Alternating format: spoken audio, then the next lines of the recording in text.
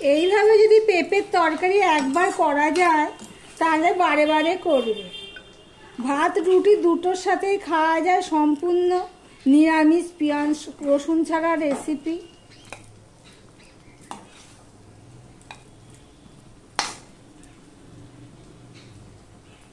বন্ধুরা, আপনারা দেখছেন কুকিং হাউস অফ অনিমা। আজকে একটা পেঁপের রেসিপি তোমাদের সাথে শেয়ার করব। এটা যারা পেঁপে না খায় তারাও খেয়ে নেবে চেটেপুটে, ভাত রুটি দুটোর সাথেই খাওয়া যাবে, একটু অন্য রূপে পেঁপের রেসিপি। আর দেরি না করে রেসিপিতে যাওয়া যাক। সম্পূর্ণ নিরামিষ একটা রেসিপি পেঁপের। পেঁপেগুলোকে আমি এইভাবে কেটে নিয়েছি। সম্পূর্ণ পেঁপেটা আমি নিইনি, যতটুকু আমার প্রয়োজন ততটুকুই আমি কেটে নিয়েছি। এখানে 5 ফালি পেঁপে নিয়ে নিয়েছি। এবার একটা গ্রেটার নিয়ে নিয়েছি। এবার পেঁপেগুলোকে আমি গ্রেট করে নেব।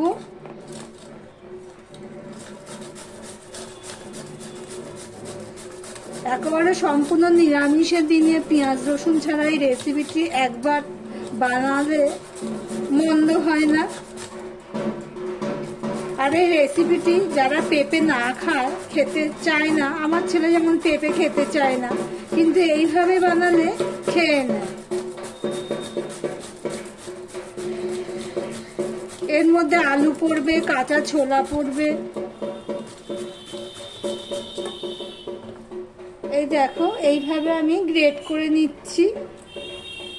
সবগুলো আমি গ্রেট করে ফিরে আসছি। এদিকে দেখো কড়াই বসিয়ে দিয়েছি, কড়াইতে তেলও দিয়ে দিয়েছি। এই রান্নাটা আমি সাদা তেলে করব। তেলটা হয়ে গেছে। এবার এখানে আমি গোটা গরম মশলা ফোড়নে দিয়ে দিচ্ছি। 2টো এলাচ দিয়েছি, 3-4টে লং আর 2 টুকরো দারচিনি, আর 2টো তেজপাতা দিয়ে দিলাম ছোট ছোট, আর একটু জিরে দিয়ে দিলাম। সম্পূর্ণ নিরামিষ, স্কিপ না করে পুরোটা দেখবে। এবারে আমি এখানে দেখো এই আলুটুকু কেটে নিয়েছি ঠিক এইভাবে, আর এখানে এই পেঁপেগুলো গ্রেট করে নিয়েছি।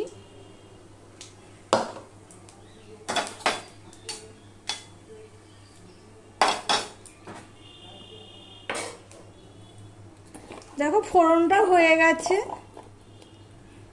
এবার এখানে আলুটা দিয়ে দিলাম।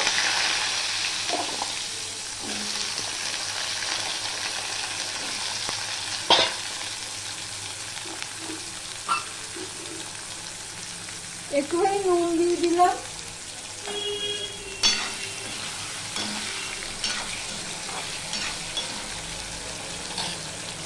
দিয়ে আমি ঢাকা দিয়ে দিলাম।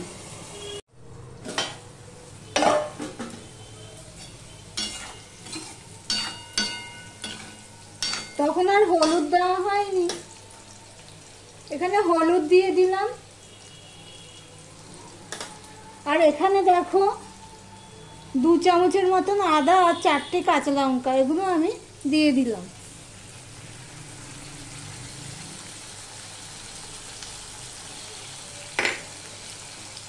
দিয়ে ভালো করে কষিয়ে নেব আদাটাকে।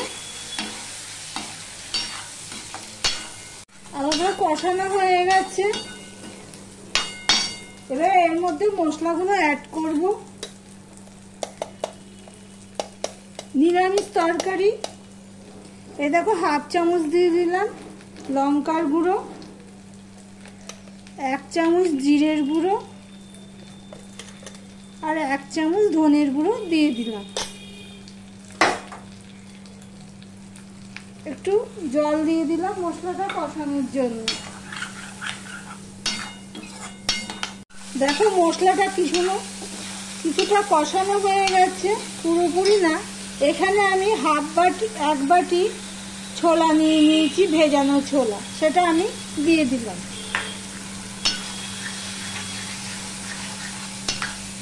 মশলাটা দেখো প্রায় কষানো হয়ে গেছে ছোলা দিয়ে। এবারে যে গ্রেট করে পেঁপেগুলো রেখেছি সেগুলো আমি দিয়ে দিচ্ছি।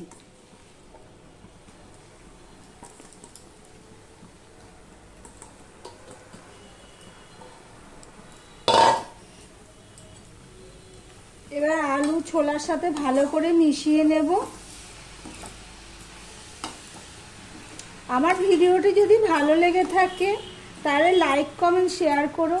আর যারা ভিডিওটি দেখছো লাইক করতে ভুলে গেছো, চটপট একটা লাইক করে নাও। আর নতুন বন্ধুরা যারা ভিডিওটি দেখছো সাবস্ক্রাইব করোনি, তাদেরকে অনুরোধ করব আমার চ্যানেলটি একটু সাবস্ক্রাইব করে দেওয়ার জন্য। ছোট চ্যানেল, নতুন চ্যানেল।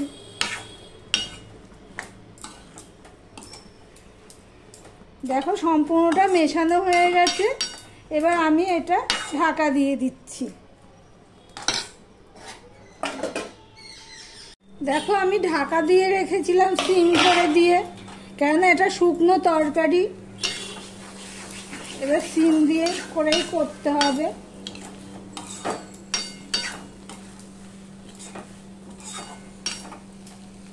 পেঁপেটা সিদ্ধ হয়েছে নাকি দেখবো। পেঁপেটা সিদ্ধ হয়ে যাবে একদম কোরানো। এবার ছোলাটা সিদ্ধ হয়েছে নাকি দেখি। ছোলাটাও সিদ্ধ হয়ে গেছে।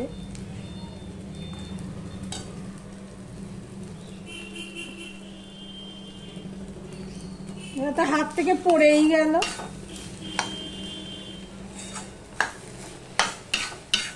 একটু নুন কম হয়েছিল, আমি একটু নুন দিয়ে দিয়েছি।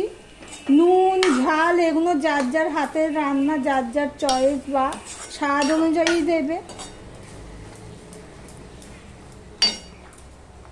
এবারে এর মধ্যে আমি অল্প চিনি দিয়ে দিলাম 2 চামচের মতন, যেহেতু এটা ভাত রুটি দুটোর সাথেই খাওয়া যাবে। আর তাছাড়া এটা পেঁপে যেহেতু মিষ্টি তো দিতেই হবে। আর এই তরকারিটা একটু মিষ্টি মিষ্টি হয়। আমি 2 চামচের মতন চিনি দিয়ে দিয়েছি। চিনিটা অপশনাল, যার যার স্বাদ অনুযায়ী দেবে। ভালো করে মিশিয়ে নেব। দারুণ হয়। যারা করেছে তো তাদের ব্যাপারটা জানো, আর যারা করনি এইভাবে একবার করতে পারো রুটির তরকারি হিসাবে। এবার আমি এটা আবারও ঢাকা দিয়ে দিলাম।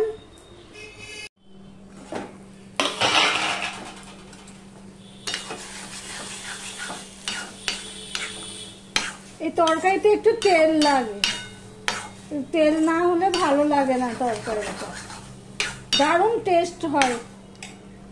এবার আমি এখানে একটু ঘি দিয়ে দিচ্ছি।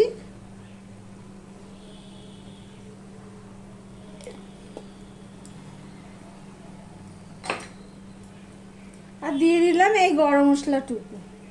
ফোড়নে তো দিয়েছি গরম মশলা দিয়ে সম্পূর্ণটা আবার মিশিয়ে নেব।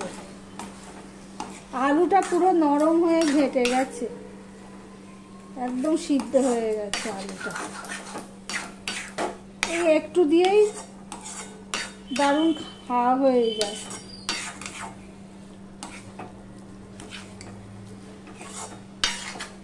তাহলে আমার ভিডিওটি যদি ভালো লেগে থাকে তাহলে একটা লাইক কমেন্ট শেয়ার করো আর সাবস্ক্রাইব করে পাশে থেকো।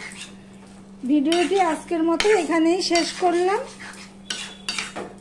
আবার অন্য কোনো রেসিপি নিয়ে চলে আসবো। টাটা।